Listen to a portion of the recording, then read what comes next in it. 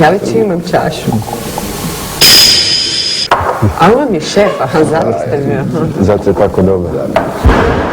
Znači možemo krenuti. Pa li vi pušite? Pušim, da. A smiju piloti pušiti? Nego šta? Možda nema puno mjesta. Pa nema baš puno.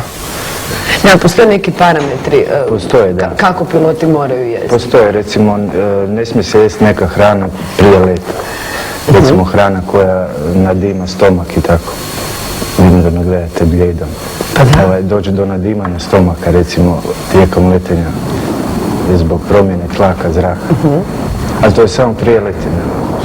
Preko vikenda se može čovjek opustiti. Koji je prvi gumbić kad to pritisneš kad krećeš letiti? Ovdje. Akumulator. Generator, radio. Ovaj prekidač. Sad poslije toga ti ide uključenje drugih prekidača, znači pokretanje. Ovaj prekidač je ovdje, ovaj je ovdje, ovaj je ovdje i ovaj je ovdje.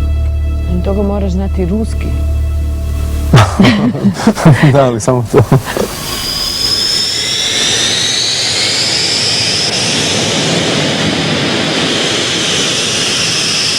Pa doručkujemo dosta kvalitetnu hranu, uglavnom šnicle, meso i tako. Za doručak? Za doručak, da.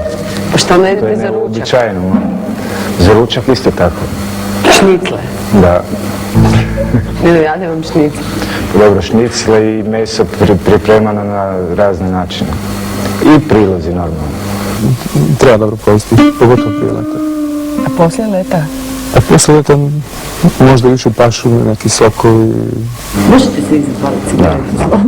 Ne mogu kad pričam s vama. A ti ziplo upaljači, to je šminka pilotska ili to ima neku svrhu? Nije, to je Drugčije pali, ovako. A dobro, to koje izvježbe ja nisam još.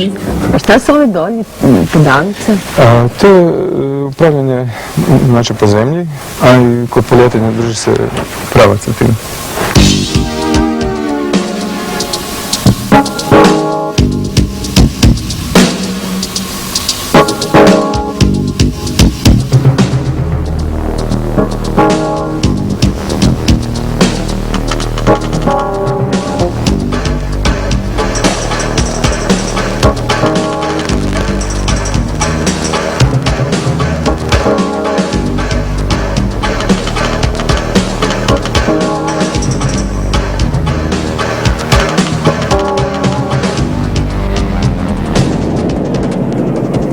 Šta je ovo? Ovo su ručice za ne daj Bože. Aha, za Kad katapultiranje. moraš napustiti avion. Je li avion ženskog ili muškog reda? Kod vas? Kod mene. MIG. To je kod mene muškog roda. I vaš kolega mi je rekao da Da. ide jašet Migušu.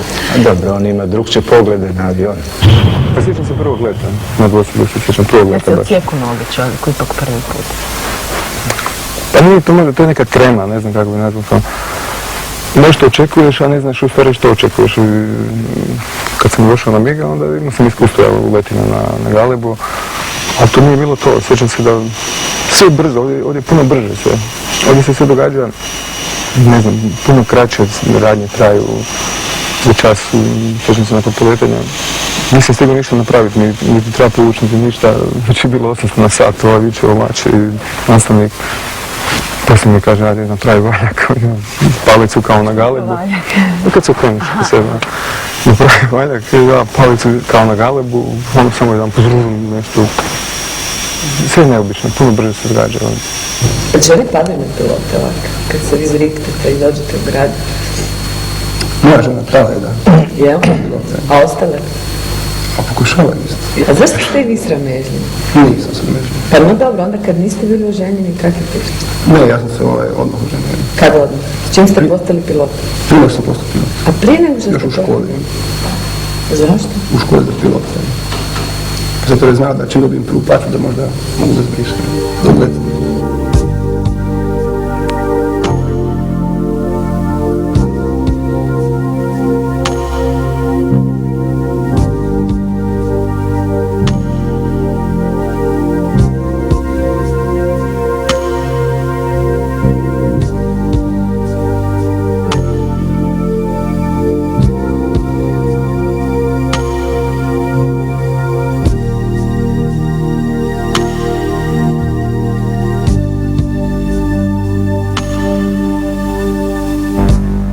Pa da bi uopće čovjek bio pilot, znači mora proći neke kriterije, to su one svjetske norme kroz koje svaki pilot mora proći, znači mora biti takav, nikako drugačiji.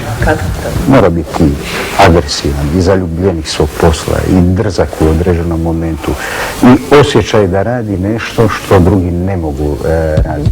Tašti, Brzi, tašti, eksplozivni, avanturisti, drski, drzak mora biti. Mora li biti lijep? Obavezno, mislim, kako ćete onda na neki način prikazati život pilota, morate prikazati pilota koji je naočit po svim osobinama. U određenom momentu je on sam sebi, da ne kažem, taj koji sam sebi je i podređeni i nadređeni. On odlučuje o toj mašini, velika je odgovornost znači toga što radi. Gdje je tu ta granica između drskosti i ludosti kad ste u zraku? Naši vječnici pa na tu granicu i kad pređemo tu granicu nas ide sve. Možda je i lupio gore glavom. Već 2-3 dana tu leti.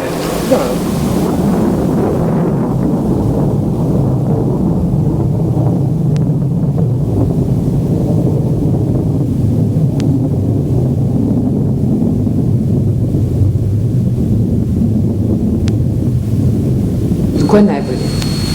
Najbolji pilot je živ pilot. Od svih da li vi međusobno znate doista tko je najbolji?